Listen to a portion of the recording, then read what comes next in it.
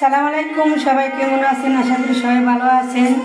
তো আমি কিন্তু কিছুক্ষণ আগেই গোসল করলাম, শ্যাম্পু মুম্পু করে গোসল করছি। তো এখন আমি খাবার খাবো, কিন্তু খাবার খাইতে বলে দুই কি একটা অদ্ভুত, কিন্তু আমার হাজব্যান্ডের কথা মনে পড়ে যায়। কিসের জন্য মনে পড়ে সেটা আমি বলি, তোমরা ভিডিওটা দেখতে থাকো। সবার আগে লাইক তুমি শেয়ার করো, ভিডিওটা দেখতে থাকো। তো ভিডিওটা দেখতে দেখতে আমি একটা কথা বলি যে কিসের জন্য আমি তার কথা মনে পড়ে। তো এই যে সে কিন্তু গরুর মাংসটা অনেক পছন্দ করতো, অনেক পরিমাণে পছন্দ করতো, মানে যে কোনো খাবারই পছন্দ করতো, মাছ গরুর মাংস সব কিছু।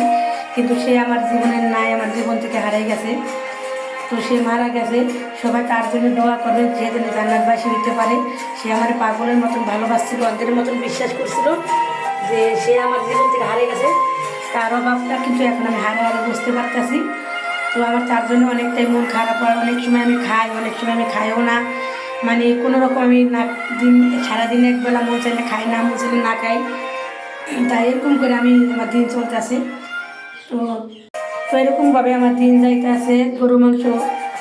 গরু মাংসটা খাইতে বলে তার কথা মনে পড়ে, তার জন্য আমি অনেকদিন গরু মাংস খাই নাই, অফছিলাম। যে কোনো ভালো মন্দ খাইতে গেলে তার কথা মনে পড়ে।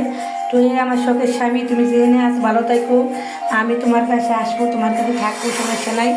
তোমার জন্য আমি দোয়া করি, তুমি আমি সারা জীবনে ওকালে পরকালে আমার সাথে থাকো। আমি কথা দিলাম আমি তোমার আছি, তোমারই থাকবো, ঠিক আছে? তো আমি কথা দিলাম আমি তোমার আছি, তোমারই থাকবো। তো আমার তোমার ছাড়া কিছু ভালো লাগে না। এই যে আমি খাইতেছি গরুর মাংসটা, তোমার কথা প্রতিটা মুহূর্তের মধ্যে মনে পড়ো।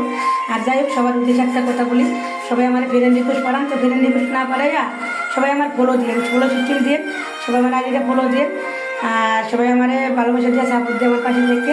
আল্লাহ হাফেজ, সবাই ভালো থাকেন।